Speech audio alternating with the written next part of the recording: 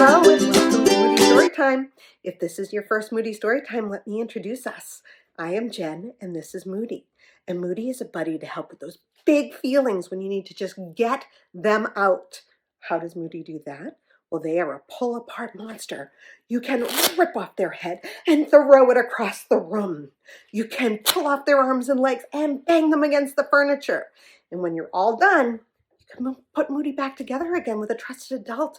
Talk about what happened. What can we do next time to help you feel better about those big feelings? So that's who we are. And today we are reading The Couch Potato by Jory John and Pete Oswald. Let's get into it.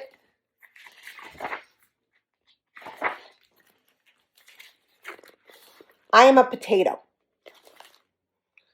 Not a small potato like my brother. Not a sweet potato like my mother.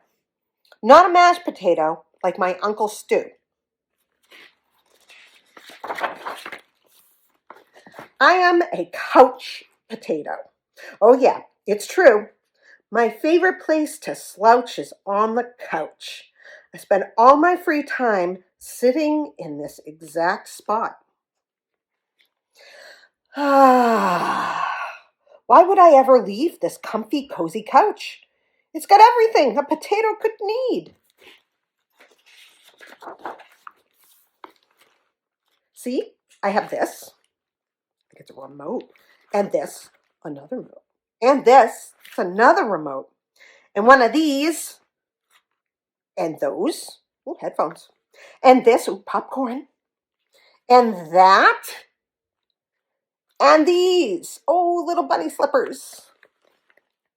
Oh, and this, check it out. This button activates a gadget that fetches me snacks whenever I want. That's quite a gadget. If the most important thing in life is to be comfortable at all times, then I think I've got it all figured out. But wait, there's more.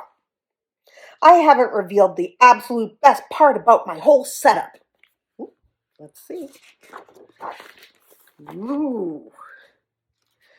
It's everything you see in front of me. Have a look around. Take it all in. Pretty spectacular, right?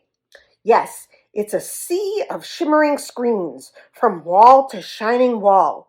What joy! What bliss! These screens feature my favorite shows. This screen has all my unanswered messages. Oh my goodness. These screens are where I play video games. And this screen is a live stream of my friend, my best bud for life.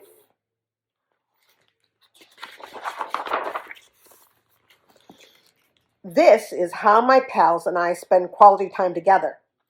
It's much easier than trying to meet up somewhere, like folks did in the old days. Hey, Spuddy. Hey, Paltato. Yes, from this very couch, I can control everything in my life all the time with just a few taps and a couple clicks. Not bad, eh? Yes, this is the life. At least that's what I thought until the other day. Something strange happened. There was a knock at the door. It was a delivery. Whoosh! Came down on him. Woohoo!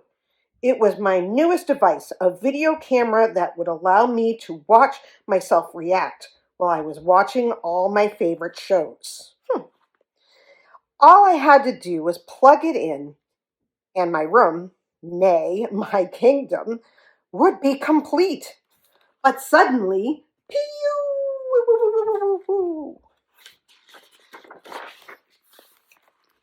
Everything went dark. Look out! Coming through! Whoops! Oops. Ow! Whoop. Oh, looks like they fell. I made it to the window. I pulled back the curtains. The sun seemed brighter than I remembered.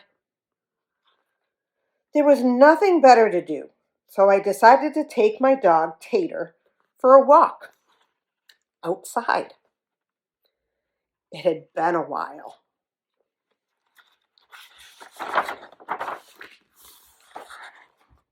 Everything was so vivid, like a high-resolution 156-inch curved screen, but even more realistic. I heard a noise, some chirps, a ringtone perhaps, but no, I looked up to see some birds. I wandered down the street from block to block and across the neighborhood. Eventually, I found a park with a hill. There was a massive tree on top. It looked like a desktop background, only it was real. I leaned against the tree. It wasn't as comfortable as my couch, not even close, but after a while, it wasn't so bad. Ah.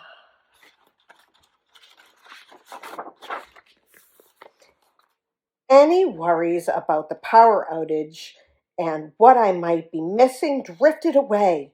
I wasn't thinking about my favorite shows or my unanswered messages or anything else, really.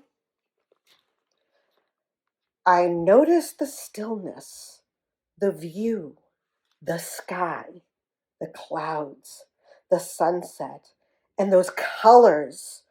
My goodness, it took a while because there was no fast forward option, but eventually the sun sank below the horizon. Here it goes. By the time I got home, the power was back on. I sat on the couch. Whew! I hit the button to brush my teeth. Oh, scratch, scratch, scratch. I pulled the lever to change into my pajamas. Sloop. I turned the knob to watch a bedtime story. Good night, Spud. Then I noticed my reflection in one of the screens. I wondered how much of my life had been spent in that very spot. It was then and there that I made the decision to peel myself off the couch a bit more often. Maybe every day even.